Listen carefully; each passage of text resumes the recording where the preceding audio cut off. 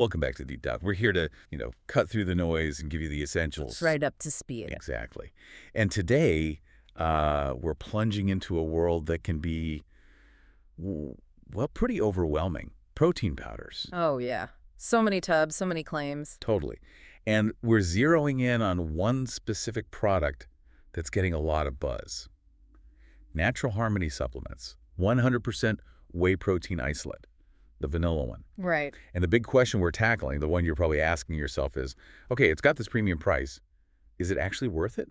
Or is it just, fancy marketing? That's the million-dollar question, isn't it? Especially in the supplement world, it's so easy to get swayed by flashy labels or promises. Mhm. But what's really interesting, I think, is how digging into something seemingly simple, like one protein powder, can tell us so much about ingredients, about who they're targeting. It's a good way to think critically. Okay, so let me unpack this Natural Harmony one. It's their 100% whey protein isolate, vanilla.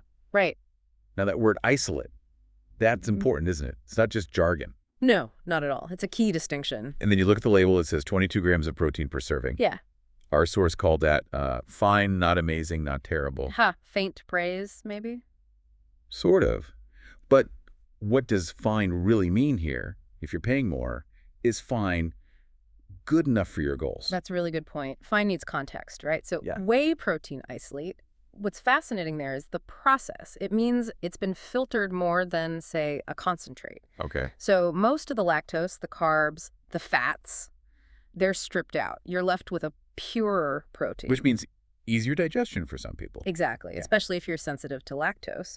And it also means a higher protein percentage per scoop. Good for macro tracker. Keeping things tight. Definitely. And that 22 grams, yeah, is perfectly adequate. It'll support muscle repair, growth, all that good stuff. But Yeah.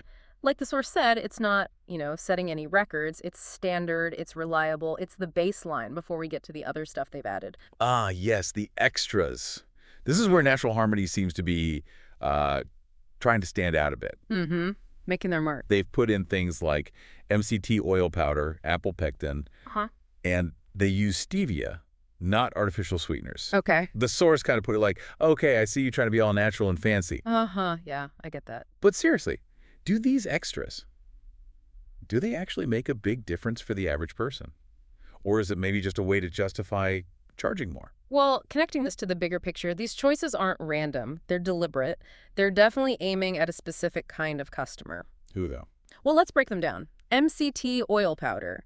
That's often talked about for quick energy, right? Yeah, I've heard that, like free workout stuff. Kind of. It gets absorbed fast, metabolized quickly by the liver. So some people feel it gives them an immediate fuel source. Maybe good for energy without the jitters you get from caffeine. Okay, interesting. And the apple pectin. Yeah. Sounds healthy. It's a soluble fiber. So that points directly towards digestion and gut health. Promoting regularity, supporting the microbiome. Good. That's a huge focus for a lot of people now. True. And the stevia. That's a big one. That's all about the clean ingredients preference. So many people say artificial sweeteners, make them feel weird. Yeah, I know what they mean. Bloating, weird aftertaste. Exactly. Or just not wanting synthetic stuff. So stevia fits that natural profile they seem to be going for. It suggests they're aiming for more than just protein. Maybe like a mini wellness blend. Okay. Now, let's talk about something that honestly can be a total deal breaker for me. How it actually tastes and mixes. Oh, crucial. Absolutely crucial. We've all had those gritty, chalky shakes that taste like, I don't know, sadness. Chemical sadness, yeah. So the source was pretty clear on this vanilla. Mm-hmm. Said actually tastes like vanilla, not, and I love this quote, like someone described vanilla to a robot who'd never tasted food. Okay, that's descriptive. Robot vanilla. I've had that too. Right. Then they also mentioned it's smooth, creamy, mixes really well, even just with water. No chalky disaster. Mm-hmm. How important is that, really?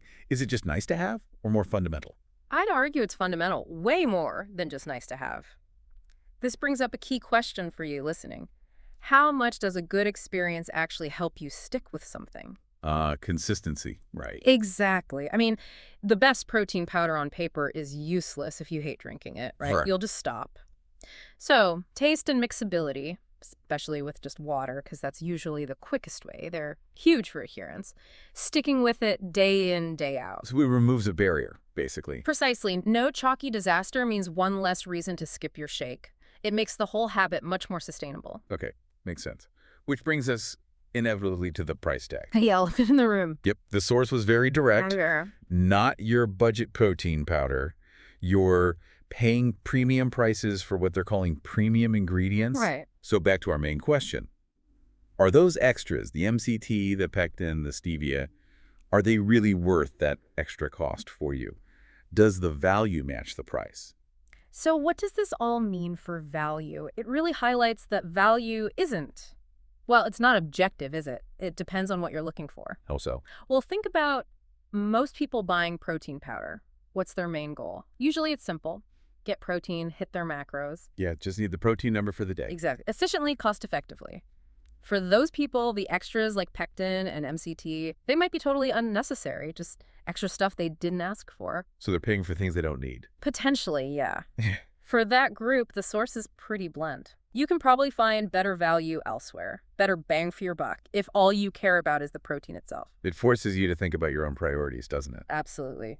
Are you buying the extras or just the protein? So, knowing that, who is this natural harmony powder really for? Who should actually consider paying that premium? Right, who's the target audience? The source pointed to a few specific types of people. Like, if you actually care about clean ingredients, if you're reading labels looking for stuff you don't want. The label readers. Or if those artificial sweeteners make you feel weird and you're actively avoiding them. That's a big segment, definitely. And, crucially, if you want something that tastes good mixed with just water.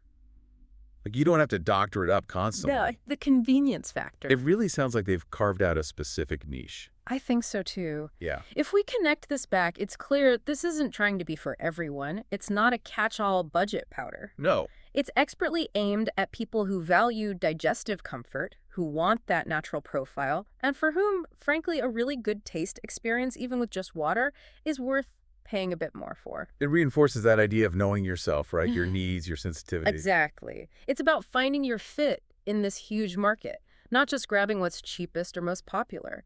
Self-awareness before you shop. Sometimes the premium is justified, but only if it aligns with your specific needs. So, wrapping up this deep dive on Natural Harmony's protein, the overall verdict from the source seems pretty balanced. Yeah, not earth-shattering, but not a dud either. Right. Not revolutionary, not a scam. It's a solid protein powder with some thoughtful additions. The phrase was just good. Really good, actually. That sums it up well. So, if you're someone who values those specific extras, the digestion help, natural sweetness, maybe that MCT boost, and you really want something clean tasting that mixes easily with water, well, this looks like a really strong option designed pretty much exactly for you. Finding that sweet spot. Quality, features, your needs. Exactly. And maybe that leads to a final thought for you, the listener, something to chew on beyond just this one powder. Okay. The bigger lesson here, I think, is that every product in this whole health and wellness space, proteins, vitamins, superfoods, you name it, is designed with someone specific in mind. Right, a target user. So the really smart question isn't just, is this good? It's, is this good for me, for my goals? How can you apply that thinking to all your choices? Making sure you're investing in what actually serves your needs and values, not just what's trendy or expensive. Always ask yourself, do I really need these bells and whistles, or am I just looking for the core thing? That kind of critical self-check, that's probably the most valuable takeaway of all.